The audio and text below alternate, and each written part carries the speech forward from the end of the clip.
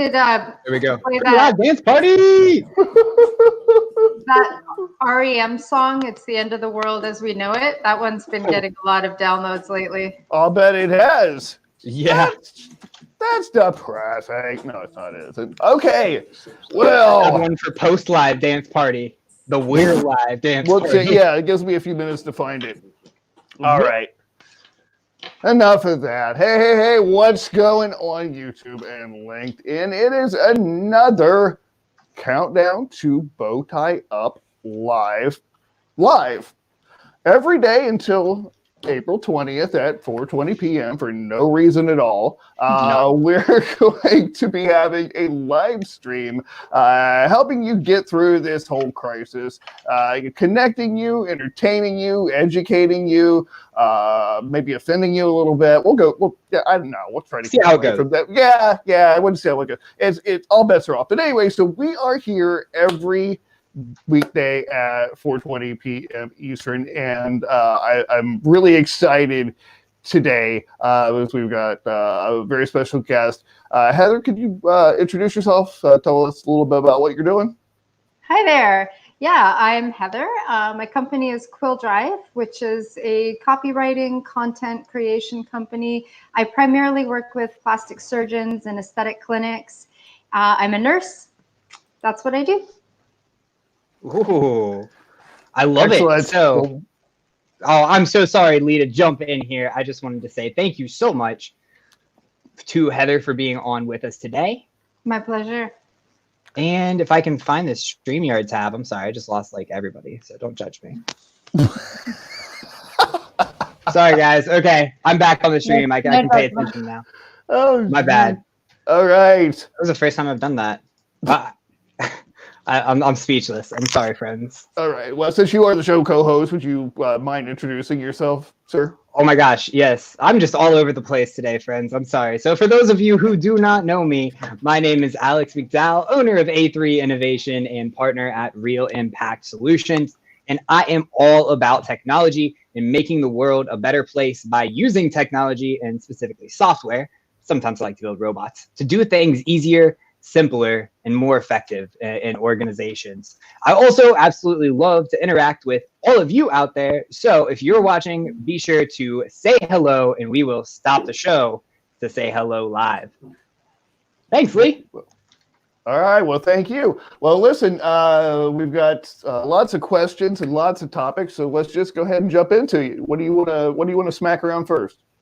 We have so many incredible topics today. So I think that the coolest one to start with is something that there we go. Okay, something that me and Hannah were talking about earlier, which was the difference between ambition and altruism.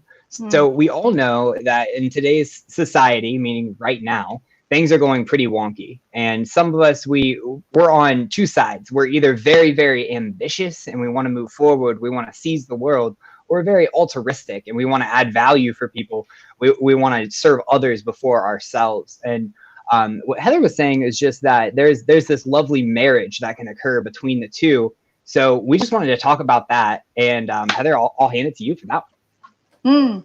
Well, my thoughts on that, I don't know if I have any kind of a playbook or a conclusion to draw as to how you should approach this, but I see perhaps some people not doing it well. I see that there are, needs and gaps where you can jump in and you can make a profit, but some people do that without sensitivity and without empathy, right? And they seem like their drive is maybe the number one thing, and people are a distant second. So that's unfortunate. I guess we would probably all agree that's something you want to not do. But at the same time, you see a lot of encouragement to seize opportunities, especially right now when things are kind of crazy and it looks daunting and depressing. Be optimistic, seize opportunities. Okay, I agree, but how do you do that and remain kind and empathetic and aware of people around you and not get just kind of like success hungry, right? Yeah, right. It's important. Absolutely. I think that's also something that, it gets to us all when things start to really work. And there's a very distinct moment in your business where you go from, I have no idea what I'm doing, to, I have no idea what I'm doing, but it's making me money and people think I know what I'm doing. So I'm going to keep doing it. And I think right. And that's where oftentimes, we get a little bit too ambitious and we get a little bit too hungry. And recently I've been seeing a lot of articles, of posts on different communities, just talking about how, the outbreak of COVID and the pandemic that's going on right now has really impacted sales in a major way. It's really impacted connections in a major way. It's really impacted how we're communicating, how we're interacting. I mean, even earlier you were telling me that, if you get a hey message, just kind of general, like without getting to the point, you just completely ignore it. And I absolutely do too. We all hate these cold pitches. So how do we remain genuine and authentic while staying ambitious and really structure our messages to be clear, to be real, to be raw, and to be connectable? Yeah. What do you think, Lee? Well, I always start from the user perspective. What do I want them to gain from everything that I'm doing? Because every time that I start anything, be it a post or a course or a rant from what I want, then it doesn't connect. When I start from a place of how can I leave them in a better place than they were when they found this piece of content or this course or this coaching program, whatever, how can I leave them in a better place and then back end everything from there. So I kind of reverse the entire process, because I know that if I do good work, that the money comes and the success comes, and that's always worked that way. And every time I try to challenge that and say, no, I'm going to be me first and put the money in control. I'm going to be in control of the money and what I'm doing. Then it all falls apart. Yeah. It all has to go back to serving. Not to interrupt you, Lee, but we do have to stop the show and say hello, one of my absolutely favorite parts. So thank you, everybody who has jumped in thus far. And just want to give a very, very special shout out to some of the first people who commented, including Jeffrey Adams. How is it going, man? How you doing today? Gabriel Leal, second one in. How's it going? He gave us a lovely hello message. Melissa Kirkpatrick jumping in there with a wonderful hello as well. Maduri asking us to start. We are started now, my friend. Yeah. We are hot and on that trail. I can't start breaking equipment right away. We got to get halfway through the show at least before I start throwing things. Hot off the press before Lee starts throwing things. That is. Yeah, and over on I got to work on my pointing. I'm pointing this way to Lee. Over on YouTube, hey, Francis Page. Yeah. Lovely to see you. Sorry. Go ahead, Lee. That's okay. No. Over on YouTube, we've got Ian, man. This is the first time I've seen comments come through on YouTube. Cool. Yeah. We actually have people calling him. So Ian, what's up, man? He is the bringer of craftsmanship, and he's really on fire. So I love to see you, man. Thanks for hanging out with us. Shout out to Ian. I've been seeing a lot of your posts lately, man, and you're killing it over there. I love that raw passion for what you do. As somebody who considers himself at least mildly passionate about what they do, I really appreciate that, brother. So keep it up. Keep up the hard work. I will take off. So everybody knows that we have this terrific banner at the bottom of the screen that we call our CNN ticker. Shout out to Hannah for naming that. And I will update it periodically as we go on. So you notice right there, it was stop the show and say hello. And the reason is because we had to stop the show and say hello. But That's now right. We are going to jump back to our question, which is separating altruism from ambition. And Pat made a good point. He said, why do they need to be separated? That's a great point as well. Yeah, I think what we were talking about earlier was how do you not let one tip you onto one end of the spectrum or the other, right? So there's those who have no empathy and are really power driven, and then there's those who are extremely generous and they don't seize opportunities enough for themselves, perhaps, right? Yeah, putting yourself last is also kind of crappy. Yeah. That's I can definitely speak to that, and just want to point out a quick comment from the audience. Tamaru, hello, by the way, welcome to the stream. Says he considers himself as an ambitious altruist. How does that sound? I say that sounds terrific. It's kind of like, you know, you have introverts and you have extroverts, but you also have ambiverts. I consider myself an ambivert. I can be an introvert, I can be an extrovert, I can do whatever I need to do. But at the end of the day, I can function in either. And when it comes to altruism and ambition, you know, it really is a duality. I completely agree with you there. You know, you've got to be ambitious and altruistic. I actually come from an insurance background. A couple of years in, I'm a licensed agent. Well, I used to be in all 50 states, and was on the CPCU track, got a couple of designations. And the first thing that I learned about insurance, I love insurance, it's great, is that you got to be altruistic. You know, you got to care about other people before yourself. And so if you can be ambitious and you can go out there and you can fight the world, but the reason why you're fighting the world is for other people, I think that's the way it's done. You know, like that's how real battles are won. That's how real progress is made, is when we want to change the world, not for ourselves, but for other people, and really spread that love and spread that wisdom. Yeah. Yeah. So I love it. I think that's terrific. I think we all kind of concur on that. All right. What else we got? Oh, we have plenty of things to talk about. Dome grab bag of yours. And I'm also going to shout out to the audience for what do you guys want to see next? We do have a very, very, very special Heather and Lee rant that we have planned about the inauthenticity of what's going on right now that I'm very excited about. So if you want to see opportunities. Yes. Yeah. Yeah, man. Seizing opportunities when they're there. And right now, you know what's there is the audience to shout out saying, hey, guys, go on that rant. If I see at least 3 comments that say go on the rant or involve the rant, I will switch the ticker. But for now, we are going to switch to how to spot an opportunity during times of adversity. Lee, you want to take this one? How have you been scoping out opportunities, man? What have you been doing?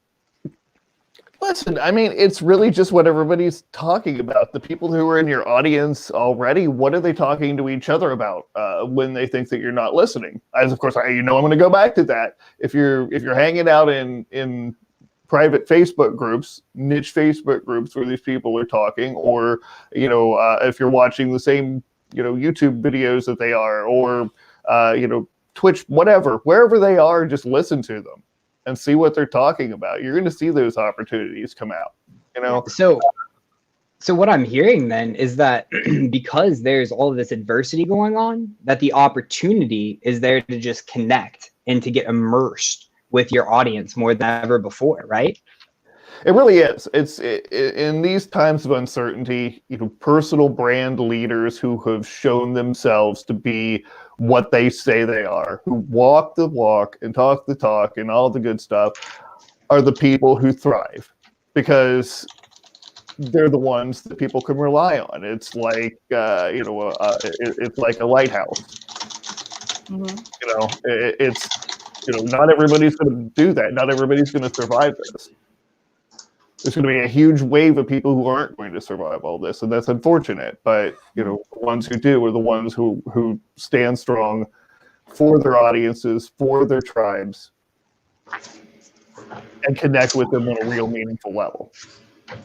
And that connection is going to be huge, Lee. And we've talked about it on the show a couple of times, how it's really now a connection economy. You've got to build that. Currency is no longer necessarily monetary, but it's about what we can do for each other, how we can connect. I also updated the ticker at the bottom to remind everybody to be commenting. Let us know you want that rant for Lee and Heather over here to go on a tremendous rant. How did this become a thing? Man, rants become a thing when we know you're passionate about it. And I know you guys are passionate about copy that does not connect. And I would love to hear you guys talk about it. But we got to make the audience work for it. That's way too. You know what, Matthew, this is a new concept for you. Rants on demand. Yes. Rant on demand. I know you'll love this because it's that's just a new high in edutainment. You know what? I love that.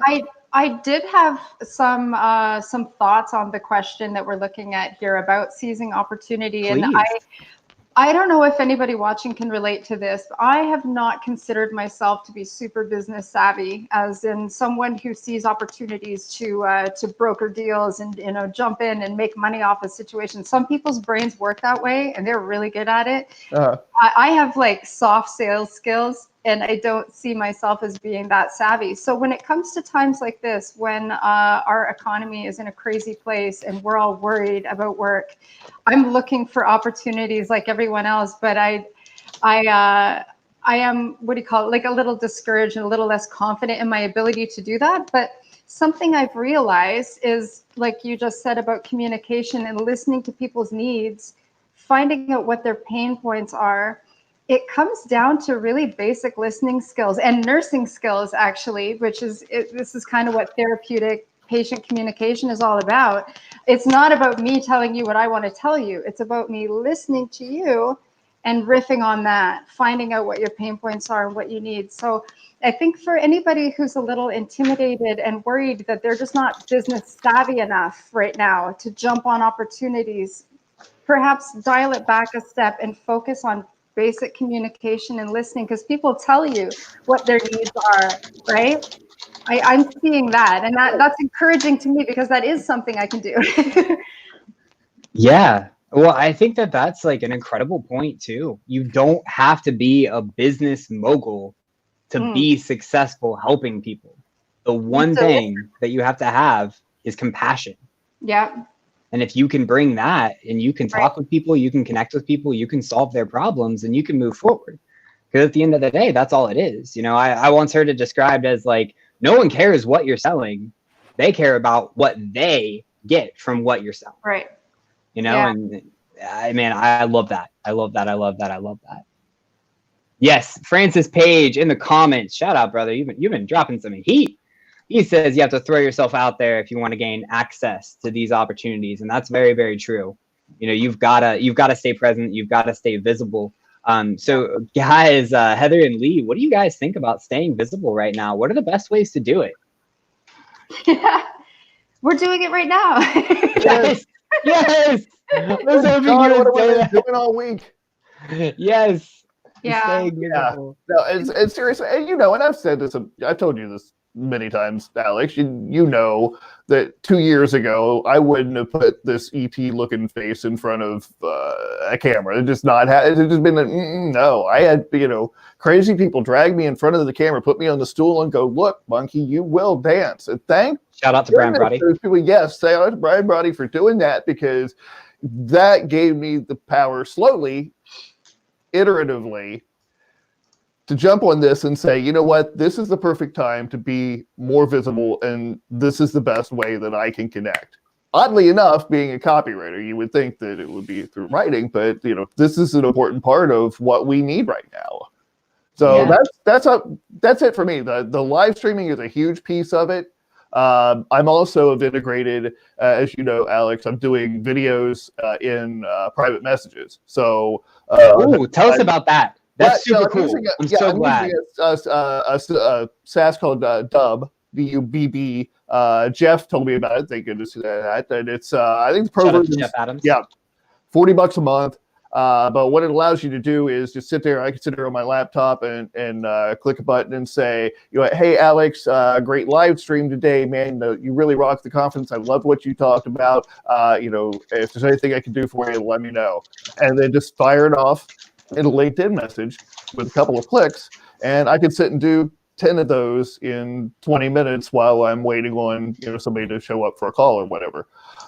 So that's a big people, because, you know, and 95% of the people open and watch those. Yeah. Because and I'm not asking for anything. I think the 5% that don't probably just think it's a sales pitch, but like everything else. Yeah, sure. I mean, I can understand that. But just me taking. Go ahead. Oh my gosh, I'm sorry, Lee. I always try to think about like when somebody's going to be done before I cut in, because I get really excited when I see these wonderful dings over from the audience, so that we can stop the show to say hello. How is it going, Mr. Paul Piper? Thank you so much for jumping in. He says, hey, Lee, hey, Alex, with a smiley face. Thanks for the smiley face, bro. Hope you are doing tremendous. And then Francis Page, still dropping heat, man. I tell you, I got to connect with you. Francis, connect with me, man. I really want to talk to you. I think you're great. And he says, there are so many opportunities. They're like buses. You miss one and another comes up. I was personally thinking that in the context of getting hit by a bus, like you cross the road and you might get hit. So I'm glad you cleared that up in the post. Catching them is better. Yeah. Yes. Do not walk in front of buses. I don't even think they're out of quarantine. Unless it's a bus full of hippies. Final final thing for my little aside, we now have our 3 out of 3 for rants. Ooh. Shout out to Matt Perkins, shout out to Jeff Adams, and shout out to Paul Piper for giving us those 3 out of 3 for the rants. So we're going to finish up this little aside about Dub, and then we're going to get a tremendous rant on Copy in a Can and Inauthenticity by Heather and Lee. All right. Anyway, so I had been doing a bunch of Facebook ads, and they were doing jack squat for me. And I just went, for the want of a month of LinkedIn Premium and a month of Dub, I'm going to not do the Facebook ads, do this instead for this month and see what the heck happens. And what happens is I'm getting a whole lot of people who are making deeper connections than I ever thought possible. And I'm not wasting money putting an offer in front of, 13-year-old girls in Brazil who really don't care, what I'm selling anyway. This is the way to do it. For me, this is my way of thriving in times of confusion and turmoil. Is just to be, not just a personality, but a person.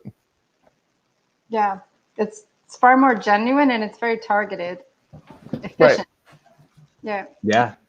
You've got to be authentically you. Be your best self, right? Mm-hmm. That's exactly right. Where is it? I've been finding the banner. We are going to change it here in just 1 second. So I've got 2 things that we can pick from.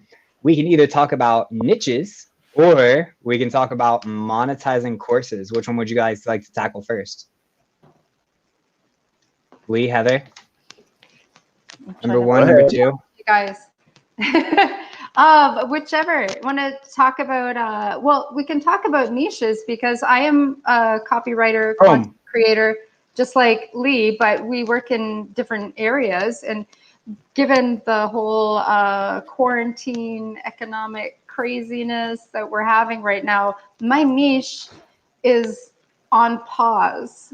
So walk us through that, Heather, because I want to give you a chance to let the audience know what's going on, because guys, I know that half you guys out there are struggling, and it's not just I'm you. laughing about it, but it ain't funny. I have a niche that I really love because it taps into my extensive experience in cosmetic surgery and aesthetic medicine. I work with a lot of private practice owners, and I help them create content which educates their patients, but also it's marketing for cosmetic surgeons, right? Since everything non-essential is shut, my clients ain't working, and that's scary for them. This is a huge financial loss. I do believe, like we were talking before about the lipstick factor, and the funny way psychology works is that people do spend money on beauty and feeling good, even in an economic downturn. So that will benefit my clients. But at the moment, nobody's hiring marketing. It's one of the first things to go.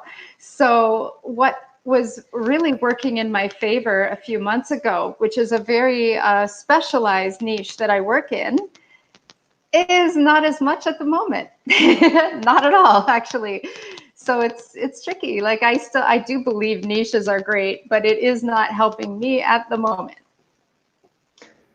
Yeah, so just to give a recap of that, guys, what do you do when your entire niche that you serve packs up and leaves? Because we're taught you got to stick in one vertical, right? Yeah. And Heather, for yourself, it was cosmetic surgery, right? Yeah. So you're in the cosmetic surgery, you specialize in that. You write wonderful, wonderful copy for cosmetic surgeons. You have deep industry knowledge. You've done all of this work to get yourself specialized in this niche, to get this niche to trust you. Mm-hmm. COVID-19 happens. We're all in quarantine. And now all of your clients dry up out of the pipeline because they don't want to spend money on marketing. They don't have their office open. They've got 100 things going on. Yeah, they're worried about paying rent, just like I am. Yeah, right. Well, I just saw an article and can't cite it, so double check me on this, audience. Tell me if I'm wrong, but I saw that Cheesecake Factory isn't even paying their rent on April 1st, and they're the Cheesecake Factory. I mean, I don't know about you guys, but we got some down the road, A lot of people don't have liquid assets, so even though they have a huge company, a big restaurant, or a big plastic surgery practice, they don't have spare millions to pay the rent when there's no clients coming in. So this is a huge catastrophe. And I think the the very good logic and strategy about building up a niche is not wrong. This is a crazy time. These kinds of circumstances are not accounted for in that sort of planning. So what do we do? What do you do when that happens? Do we change niches?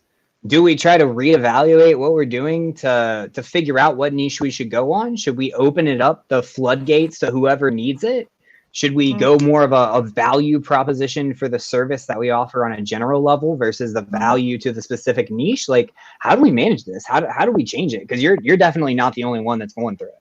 Yeah, that helps to know that I'm not the only one. I have a few ideas. I'd love to hear what you guys think. I have a few things I'm toying with. Wrong way. One of these days I'll get my points right. So, Lee, what do you think? All right. Well, it really depends on the data you find. I mean, it's as with many questions, my answer is like my uncle's underwear. Depends. But it's really, what do you get out of it? For me, what I found was,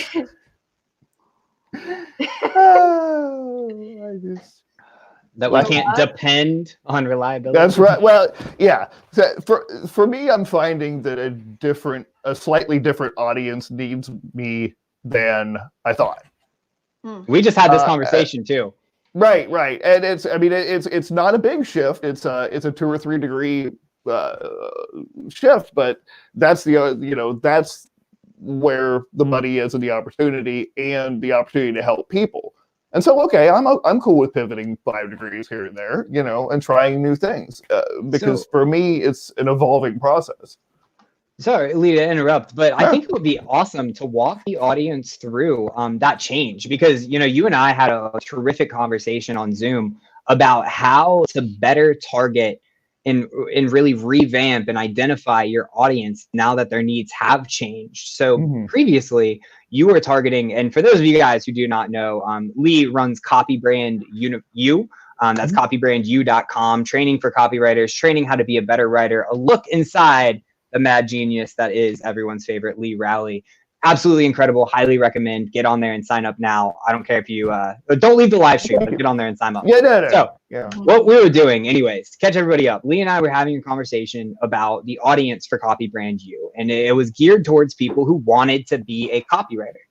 And I'm sure all of us know that means that we're going to be restricted to people who know what copywriting is, who want to get into the industry, who want to make money doing copywriting, who don't know how to start, or maybe want to refactor their skills. And so what Lee and I were talking about is who really benefits from this? Who can this serve, this skill set that you're teaching? Because you're not teaching just how to write copy.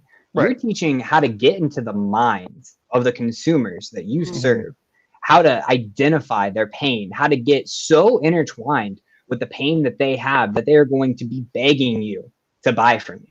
Right. And that mentality is something that everyone can use. I mean, even myself in more of a development, engineering type technical role, I mean, I can benefit from that just writing technical emails, putting it in a sales perspective, putting it in a way that it's like, hey, look, guys, like I know you're struggling a lot with this. This is what the solution is going to fix. And so I think it's tremendously valuable.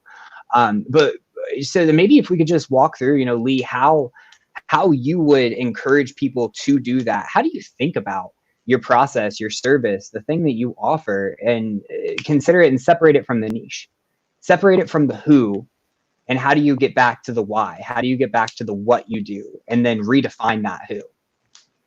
Well, the why is really a big part of it. I mean, for all of us, I always say that there's a reason, there's a pivot point, there's something in there that makes you want to do this and not one of a billion other things, because let's face it, there are a heck of a lot easier ways to make money.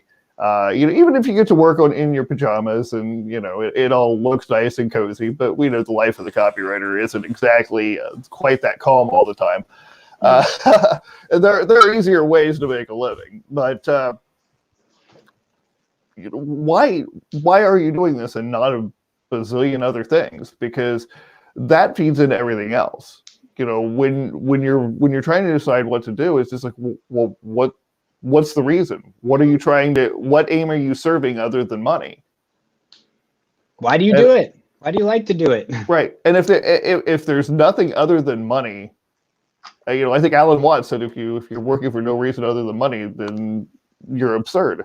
And I like Alan Watts because he could use the word absurd and, get away with it in his, British brogue. It's a good word. I find it absurd that we had to stop the show to say hello to Mrs. Hannah, who has just joined us. Hannah, how is it going? Hope you're doing tremendous today. I always see you in the live streams, and I will mention it every time because I think you're tremendous. If you haven't connected to Ms. Hannah Catus, do it. You will not regret it. Thank you so much for joining us, everybody here, and for staking with us. Right now, we are talking about changing niche, changing who you're targeting, the industry that you're serving, and adjusting your offering to the needs of the current society. And I think that we have a wonderful, wonderful opportunity here to move on to everyone's favorite ethics question. This is also something that we're having a definitely not heated, I promise, discussion about before the show, which is right now. And Heather, step in and tell me if I misquote this at all, because this was your thought and it was amazing. So right now, we're all online, right? We're all on social media. There's a reason why you guys are hanging out with us on LinkedIn Live, which we very much appreciate. But we're quarantined, we're all in our house, we're hanging out. And so there's a huge opportunity to sell people courses on the internet. So how do we remain ethical? How do we examine the ethics behind monetizing some sort of online course that really teaches and introduces a how-to, something like a copywriting course? How do we separate the real from the fake? Yeah. How do we make sure that what we're getting is good stuff and not just the same copy from a can? Tell me what you hate about online courses, gimmicks we should look out for. What makes you upset at night? I'm a course junkie, so this kind of hits home for me too, because I do buy in to the promise that you're going to have this great thing when you do this course, and it's like follow the steps and you'll win. And I tend to take courses because I'm always upgrading my skills and my education, but I have found that a lot of them don't deliver what they promise. And it does seem like there's a lot of hucksters out there mixed in with the good ones who they're selling their courses, and that's really the end game, is just to sell their damn courses. They don't care about people, and they're not actually equipping them for the reality of running that business and working in that niche. So I'm sure there's a lot of examples like that, but copywriting is one of those that I've seen, and I'm not gonna name any names or try to make anyone look bad, but I have seen people pitch the idea that copywriting is an easy, do it at home, make lots of money solution. And now, so you're telling me I'm not going to make 40K sitting at home just calling myself a copywriter? It really depends on whether you're good at it or not. No, all those advertisements, everything that I clicked on has lied to me up until this moment. Oh my gosh, I've seen people in online groups saying like, well, can I do this just by copying and pasting? Can I, and I don't want to make fun of them, because if you don't know, I guess you don't know, right? But there are a lot of people out there right now who don't understand what's involved in a certain industry, but you might see people taking advantage of them and selling them courses that don't really do anything for them. And they're going to be very disappointed when they find that that's not an easy get rich quick option, right? And I mean, normally that bothers me, but especially right now with coronavirus and everybody unemployed and a lot of desperation and hurry. I've had, for instance, you've probably gotten this too, Lee. I've had people say to me, oh, well, you're lucky that you work from home. You're so lucky you're a writer. And I can understand why they're saying that, but what they don't understand is I have clients who have service-based jobs, So just because you're a writer doesn't mean magical work will fall from the sky. You have clients, and you have to work for it. Right. My clients have industries that are affected, so they're losing work. That means I'm losing work. So copywriting is not a magic bullet. And I know you would have something to add to that, Lee, for sure. So it's not a magic bullet, but templates. Let's talk about everybody's favorite. Now, I know you said I can't copy and paste, which makes me mad because I love going on my favorite Wikipedia sites and copying and pasting from my sales copy. You can copy and paste and charge $5 for a web page on Fiverr. Go for it. I've got so many templates in my inbox. I've gotten them for free, and now I get all these marketing emails. I don't get it. But on a serious note, I'm in tech. I promise you guys, I don't do that. I take tech seriously. I know my shit.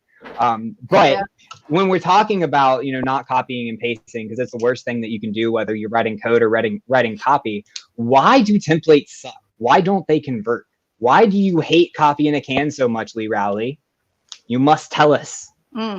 Oh, you want to hear what I think? We got 3 votes for a rant. It's a big subject. All right. Look, you damn chuckleheads. We've been going through your copywriting courses. We know what's inside them. We know it's direct. We know you're teaching people to write in bare bottom copy. That's what it is. It's toxic copy, bare bottom templated crap that you know is not going to make their clients any damn money at all. How are they supposed to build a friggin' practice, build a business, if you're teaching them to write copy that makes their clients never come back? Are you insane? If you're teaching people how to write copy, you need to teach them how to write copy that not only gets the sale, but keeps the client, because that's what keeps your clients in business. That's what helps them thrive. And that's what keeps them hiring you as a copywriter. You mean they don't pay you to just give them a template that they can send to all of their connections on LinkedIn via direct message that gets them all to hire them? I have a phrase for that. It's called deja vu. It means I've seen this bull before.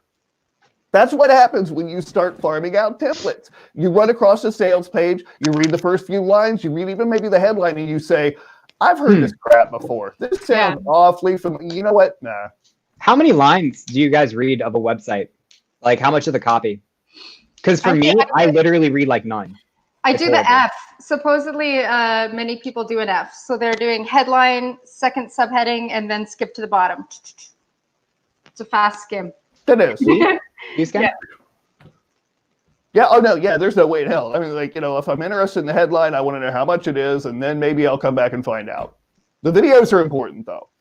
Yeah. So subheads, your subheads should tell your story, because that's all they're going to look at. Yeah. Breadcrumbs. So your subheads tell a story, and you've got breadcrumbs. Now, you two fine folks are terrifically careful with your language and cognizant of it.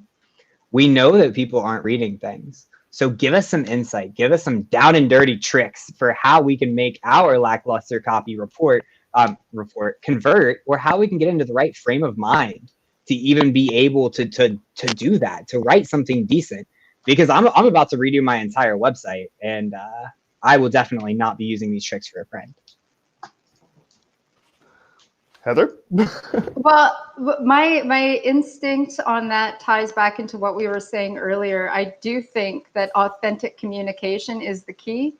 And some people just skip right over that. I don't know how, but it's so core, and they go right over it. So they're not actually having a sincere conversation with their customer, and they're not answering real questions. And you can find those, like every Google search and forums and reviews that people write where they're complaining about what's wrong with a company. There's gold in there. I spend time on forums, so I hear what people complain about and what their questions are. And it may not be the questions you think.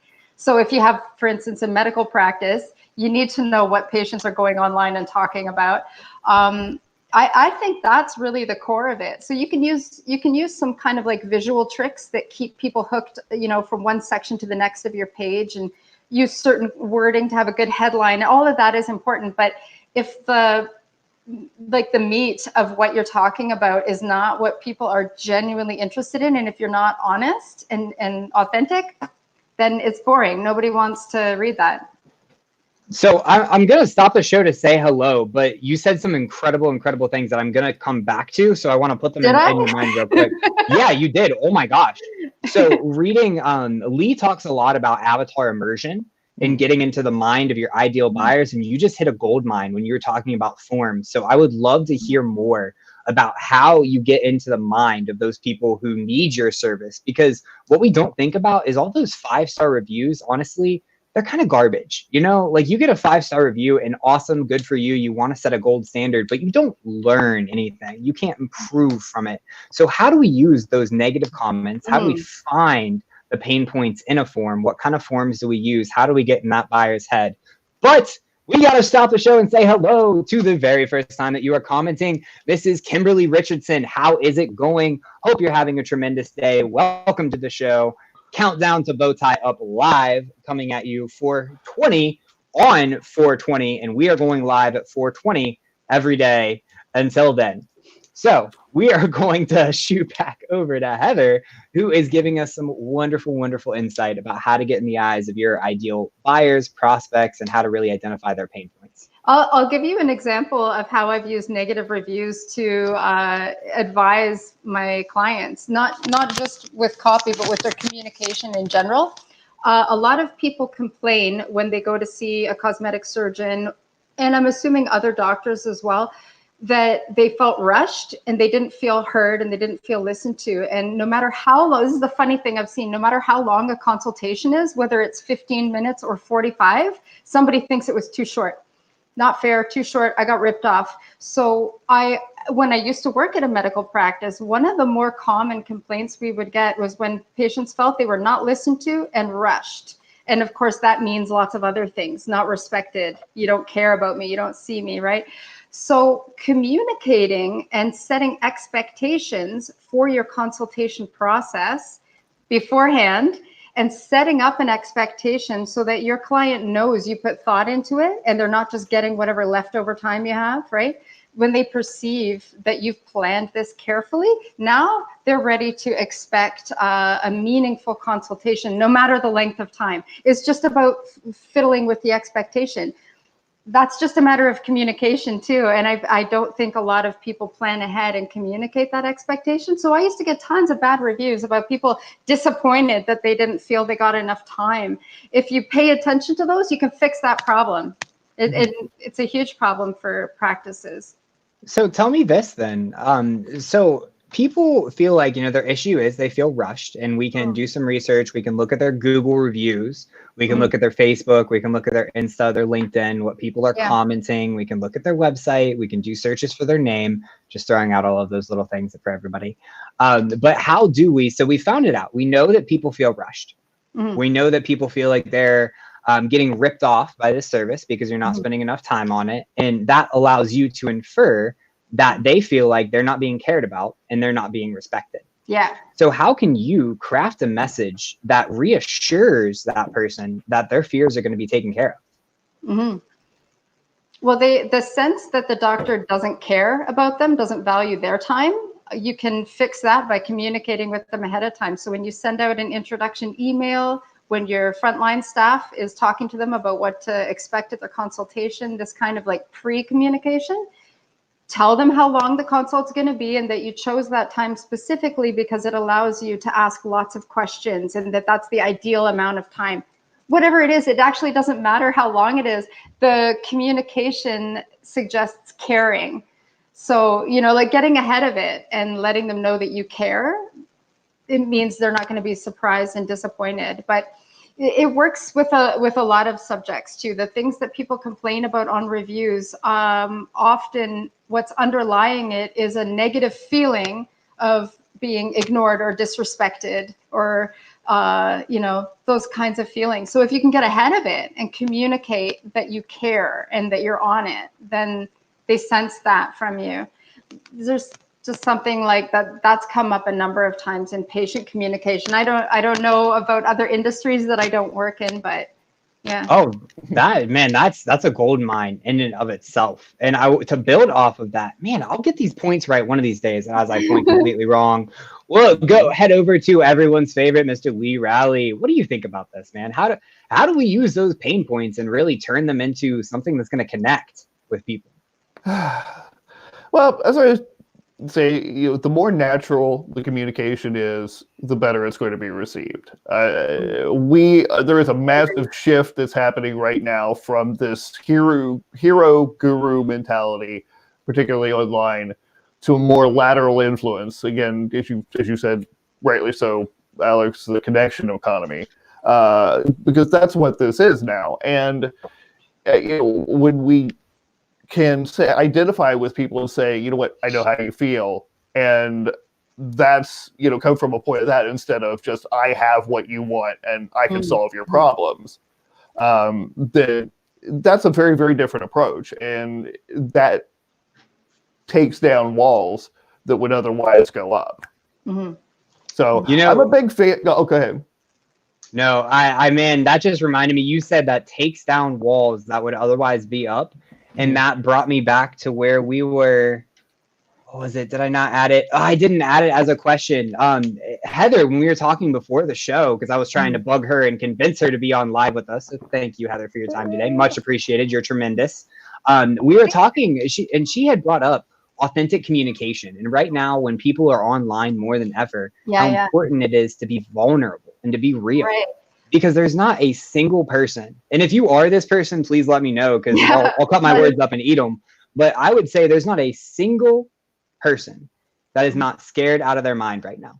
That does not know what's going to happen 2 months from now. That does not know if their business is going to make it through right now. That does not know if they're going to make payroll. So how do we even get vulnerable? You know, like, business has been done so stuffy for so long. How do we get out of that collared mentality and get into what makes us our best selves and be real with people? Yeah, this totally ties into what we were talking about earlier. In the age of coronavirus, the new normal is that people have less time for fluffy, surface, insincere BS. Whether it's with people, even like the really heartwarming stuff I'm reading about people, you know, making amends with family members and healing rifts and reconnecting with friends. You know, we're kind of like covering over the BS at the surface and getting real with people because these are serious times. That truth translates into advertising. The silly stuff that doesn't connect and isn't real and honest is a waste of time. People want real now because everything around us just got realer. So how do you get yourself into your creative state of mind? How do you get yourself into that flow state to be real? That's a good question. Because you hear a lot about the work-life balance. And as entrepreneurs, I always refer to it as the work-life circle because they're intertwined and they go together with each other. But for a lot of people, you know, they wake up at 8 now because you can roll out of bed and you're working from home, and they turn off at 5. So how do you get yourself into a creative mentality to be ready to do that during the day and to communicate appropriately? I've been sleeping in every day. I don't know about you guys. I stay up till 4 a.m. and sleep until 10, so that's nothing new for me. I'm on quarantine time. There's no rules. Everything's crazy. I'm just doing what I want. What about you? How do you get into the flow? Because, you know, working from home is not new for me. I've been doing this for 2 years, and I do struggle with focus. Actually, disciplining myself to work and get in a flow is challenging. So this isn't new for me, but I know it's new for a lot of people who are just starting to work from home and finding it really difficult. So I actually will chime in on this one because it's something that on and off I've been working from home, projects, internet type stuff, tech for like 11 years now. So I've been doing it for just a second, and I am the worst on procrastination and getting distracted. So I'll wait till the last minute to do something, and then I will absolutely just murder myself trying to get it done at the last minute, and I'll still somehow manage to do it well. And that was more so like with schoolwork and stuff. But some of the things that have really helped me to be focused and to give it my best and to focus my all on it is a lot of just sensory deprivation for me. So you'll notice I have these tremendous headphones. They're Sony Hears. I got them a couple of years ago. Fully Bluetooth, noise canceling. So I can't hear my 10-month-old son pounding at my door wanting to get in, because if I did, I would get immediately up and get him. And that time that I'm doing that, I'm distracted. I'm not working. I'm not getting anything done. So keeping yourself cut off from those distractions, I think, is really key. You know, get yourself a nice pair of headphones because you're gonna be wearing them a lot. Get yourself your own space, I think, is really, really key. And it has been for me. And getting creative and getting focused. I sit down at my desk. I am working. You know, I've got my notepad here. I've got my work notes here. I know that when I am here, I am supposed to be working and making progress. And so having that space that you can go to really helps you get into that state of mind because you know that you're supposed to be that. Relaxing and just kind of chilling out, you know, getting a more casual dress attire, which I don't think anyone has seen me in a collar or a tie in multiple years since I was working corporate. But, you know, just be reasonable with yourself, man. You don't need to wake up and put on a bow tie every day unless you're Lee, because that's kind of his thing, and he looks tremendous while doing it. And that might be how you get into your creative state, Lee, right? But just making sure that you really work on yourself, focus on yourself, take a couple minutes for meditating, and just really take care of yourself during this time. Take a long bath, guys. Like, just relax. Like, it sucks, but there's nothing you can do about that. It's a new tradition. Yeah. There you go. We'll start all taking siestas. Yeah. I was just looking over at another one with that. Comments. Yeah. So Lee, tell us, how do you get creative, man? Well, they're all a thing. I'm with you on the headphones. The music depends on what I'm working on. Really, the type of client I'm working with, what their target audience is like. If I'm working on a copy project, I will sit down and do a journal entry from the perspective of the target buyer. So just to kind of get myself in their mindset, because if I can write something from them, complaining about the problems and whatnot, then I can flip it around and I know how to talk to them. That makes it just much easier. I mean, and as we said yesterday, this is my on-screen get up, and then when I'm actually writing is my indoor hobo look. That's what I'm rocking all the time. Right? Indoor hobo, Yeah, so if you are rocking indoor hobo, shout out in the comments, say hello, I too am in indoor hobo attire. And if you're dressing up, shout out in the comments, say I am professional and ready for the workday. I'm really curious. Anyway, sorry, go ahead. I can't remember the last time I put on go outside professional clothes. I miss it though. I want to. I've got a closet full of stilettos I want to wear. You can wear them to a nice trip to the grocery store. Do you also have a closet full of stilettos? Yeah, man. I got my wife who has a closet full of stilettos. So I guess by association, that means I do in some way. You do. Have a closet full of stilettos. nice. I operate on a strict don't ask, don't tell policy. Yeah, dog. She's incredible. No, for real. Shout out to Sam for putting up with me and all of my insanity. So she's terrific. Shout out to all the spouses during this quarantine. Yes. Just real shout out. Thank you, Carla, if you're listening either here or like through the floor. Thank you for putting up with me. Thank you for not killing me in my sleep. Thank you, Carla, for not killing Lee in his sleep, because I couldn't do this without his LinkedIn Live access. See, now 2 people need me. Yeah, dude, you gotta watch out before you make it 3. Oh boy, Matthew Perkins is an indoor hobo. Dude, I'm with you there. So we are at like 3 to 1. Lee, you're the only one dressed up right now. Yeah, well, what can I do? Okay, so hey, we still have more topics to talk about. But I know we're kind of winding down. Yeah, we got 8 minutes left, so we won't want to go speed round with this because people are going to start getting bored here. We should just give one line for each topic. What's your hot take? I like that. Oh, we can do one-liners. Okay. Shift your. There we go. Okay.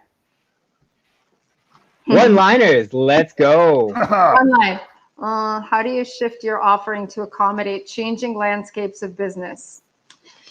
Start by paying attention and listening to what's around you. Start there. Pay attention and listen. Got it, Lee. Exactly. Let your audience tell you what they need. Let your audience tell you what they need. And for me, reevaluate what you do regularly. I think that. Listen. Yep. We can go through a lot of these and give our 1-9. How do you spot an opportunity during times of adversity? Heather, we started with you last time. So Lee, gosh darn it, I'm going to point right one of these times. Lee, what do you got? 1 line. Old age and treachery helps. Old age and treachery. Heather, what do you got? Tap into your network. They have opportunities. Ooh, good answer.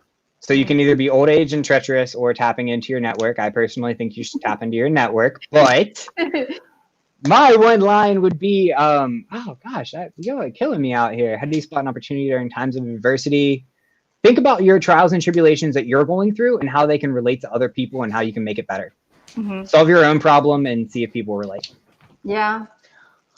How do we remain altruistic and ambitious? We have answered this before, but we will go ahead and do 1 line. Heather, you're on the clock. If you start with helping people, you will make a profit and help people. but I don't think you can go the opposite direction. Ooh, that's cold. Lee, how are you going to follow that up, man? Good luck. I pass, personally. Ruby I'm leaving quotes, it at I don't that. know. Yeah, I don't know. It's welcome to the connection economy, that one. I seriously am passing on that. That's terrific. Heather, just say yours again, and we'll count that twice. Say that again? I was going to have you say yours again if you start. Yeah, I said start with helping people, and you'll make a profit, but I don't think you can go in the other direction. Don't start with You guys profit. heard it here first. Yeah. You cannot start with profit and shift to philanthropism. Or is that even how you say it? You can't be a philanthropist if you're focused on profit. And if you're focused on philanthropy, you're going to make a profit. Yes, philanthropy. That was the word you were looking for. Yeah. Wow. I do believe you can have both, ideally, but I do think you need to start with wanting to help, genuinely wanting to help. It's like a base. You have to have it, you know? What do you do when your whole niche packs up and leaves, Mr. Lee Rowley? Bow tie up, baby. Ooh, bow tie up. Heather, what you got? I'm still working on this one. No fair. I can't answer that. So the answer is who knows, because they're gone. Yeah, no, all the things that we just talked about, reevaluating what you are doing, listening to what's around you. I mean, listening to my clients who they're not gone forever. When everybody kind of remusters, I need to know what's most important to them.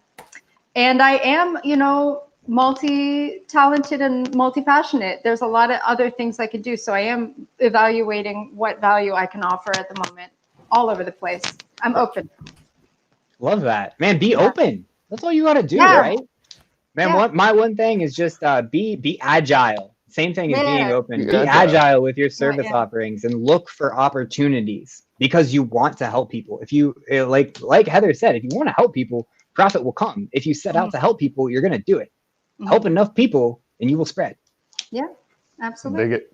I agree. And we have gone through all of our questions, but we do have one very, very, very important thing that we do need to do before we finish up. So important. Shout out to Heather for this tremendous idea. Today, for the very first time on Intro to Bowtie Up Live, we are going to be doing a network building opportunity. So guys, what I want everyone who is viewing right now to do, hop in the comments and tell us the top 3 people, you got it, 1, 2, 3 people in your network that you get the most value from and that we should all connect with.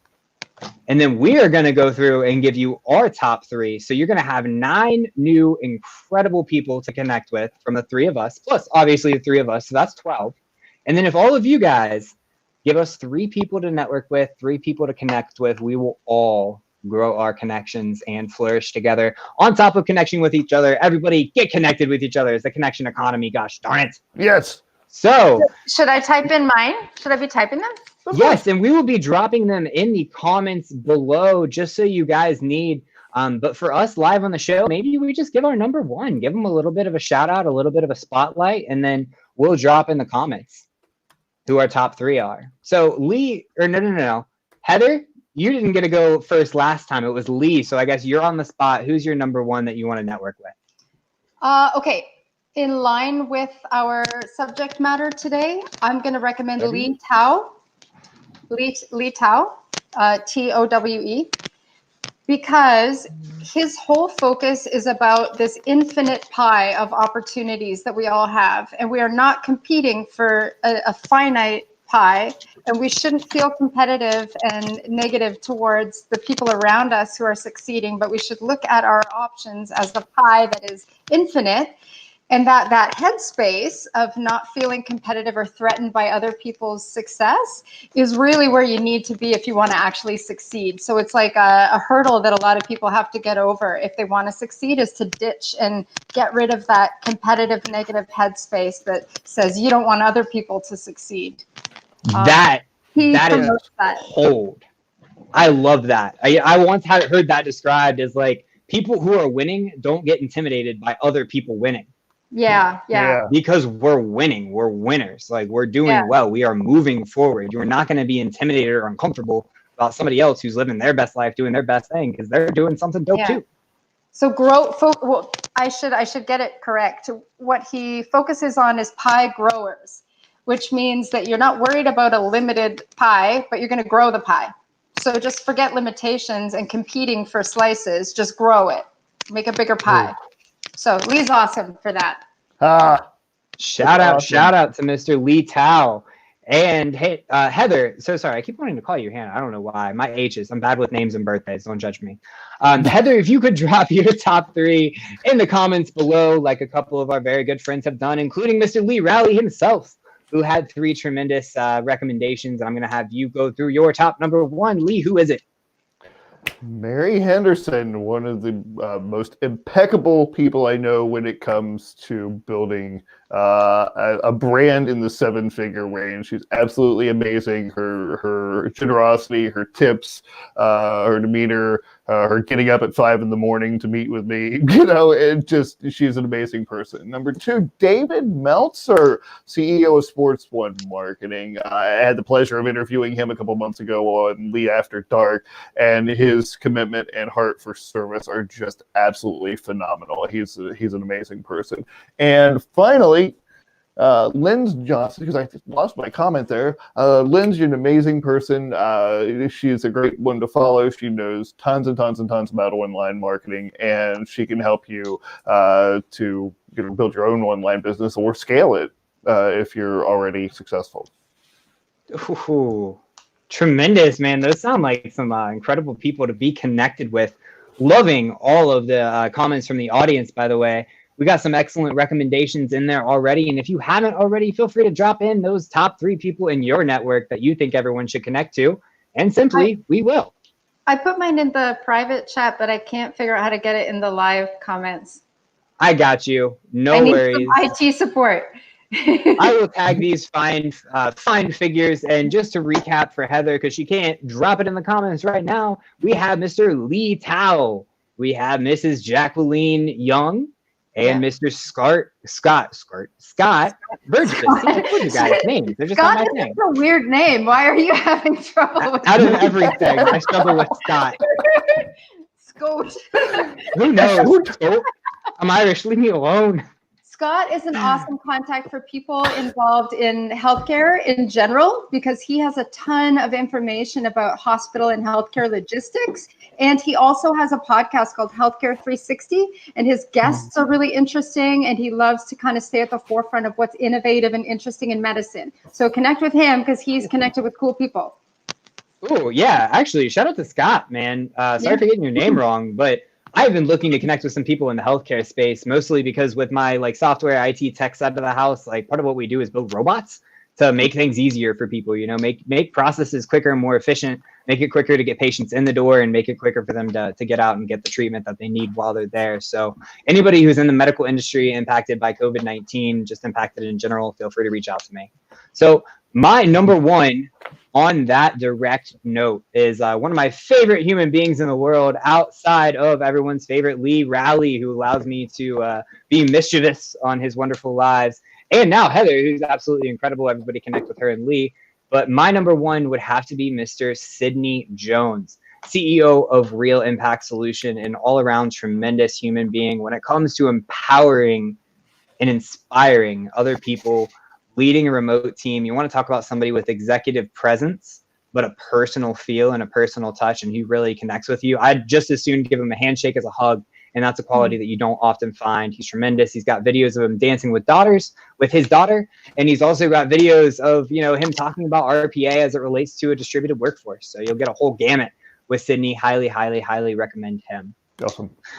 But I know we're past our 5:20 cutoff time. We've ran a couple of minutes over. So everybody, thank you so very much for sticking with us.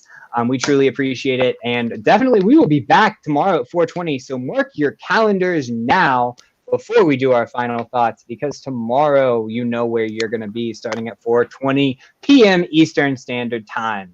Who's our guest tomorrow? It is now. That's an excellent question. I think we don't necessarily have a guest tomorrow. We have a lot of guests lined up for next week, but we do. if you want to be a guest tomorrow, shout out to the audience. Let me know. Let me or Lee know. Just send us a message. Be the first one to do it because I'm sure this is going to go quick. But say, hey, put me in, coach, and we'll get you on the show tomorrow at 4:20. We make fast friends around here. We really do. Actually, when Sydney joined the live stream, that was the first time he and Lee had ever met. So we do go quickly, and be prepared, but we make it easy. So it's everybody's favorite time now. We're going to do our final thoughts. And for those of you who have not been with us for it before, all we do is we go through and we give 45 seconds to a minute and a half of inspirational talk from each of us. And starting with our wonderful guest, Mrs. Heather Hope. Heather? Oh, Okay. shoot. Wrong one. Hold on. Now, Heather, my bad. That's okay. My final thought probably aligns with a little bit of what we've discussed already. I wrote an article about this, if you want to check it out on my LinkedIn profile, and it's about the resiliency of a cosmetic medical practice in a recession, and that they do have resilience. The lipstick factor, the psychological effects we talked about mean that people do spend money on looking and feeling their best, even when times are tough financially, but they are savvy, they are picky spenders, and they will choose where to spend their money based on the trust that your brand has built, based on the honesty and the communication skills that you use in your marketing. So this is a good time to market yourself, and it certainly will be in the coming weeks as this hopefully blows over soon. And you're going to want to stand out as a service provider that cares and is genuinely communicating with your patients. They will have money to spend on cosmetic services. That's what I believe. I love that advice, because you're absolutely right, man. When something's important and when you really care about somebody and you can solve their problems, they're going to spend money on it, because it's not anything more than an investment in the terrific work that you're going to do for them. So, quick shout out, because he's been absolutely amazing this entire show. Paul, thank you for tagging people. When we mention their names, man, you are on fire. Thank you. He tagged Heather so that everyone can go and connect with Heather. Yay! Before we even move on to Lee, everyone go connect with Heather. She's tremendous. She's wonderful. I'm sure you've already connected with me and Lee, so go connect with Heather. She's been dropped in the comments. Hi, Mr. Paul Piper. Thank you, Paul. Now, Lee Rowley, what are your final thoughts, my friend? Good enough isn't good enough anymore. If you're going to survive and thrive today, you need to be impeccable in what you do and how you act and interact with your ideal clients and customers. It's the connection economy, and we're just not going to be able to get by throwing the same old crap at them that we used to. Good enough is not good enough anymore. Sorry, guys. Sorry, template branders. You're just not going to cut it anymore, man. The world's changing. The world has changed. All right. So I guess it just leaves me to do my little final thoughts. So I'll go ahead and put myself on the screen here. And much in line with what I've been saying before the last couple of days, guys, hang in there. It's rough right now. It's, just to be frank, like, it's really shitty right now. The world sucks. We're all in quarantine. We're all inside. Businesses are losing clients. We're closing our doors. We're not able to make payroll. Like, things are tough. Stick in there. Be a better human today than where you were yesterday. And do that every single day. Just continuously improve yourself. Love your family members from afar, guys. Take the quarantine seriously. Practice your social distancing. 6 foot. But seriously, just hang in there. It may not all be okay eventually, but it will pass, and you will get through it, and you will be better today than you were yesterday, because you already are, just for starting the day. So remain vigilant. Keep doing what you're doing. You guys are all incredible. So hang in there. That's my thing. All right. Well, thank you, Alex. You're absolutely amazing, and I love having you on the show as a co-host. It takes a lot of pressure off and just allows me to be the idiot that I am. So and comment to people. I just make the banners. I like it. Hey, well, we love having you. And again, Heather, thank you so much for coming on the show. We love having you, sharing your insights, and we hope that you've had as much fun as we did. Feel free to come back. We're going to be doing this every day. So, great discussion. Thank you so much, guys. Awesome. Absolutely. Well, listen, I think we're about time to get out of here. If you have some more Prince to play us out, so let's just go ahead and call it a day, and we will see you tomorrow at 4:20 p.m. Eastern for You know where you'll be. another Bow Tie Up live 4:20. pre-show. Tomorrow, you'll be there.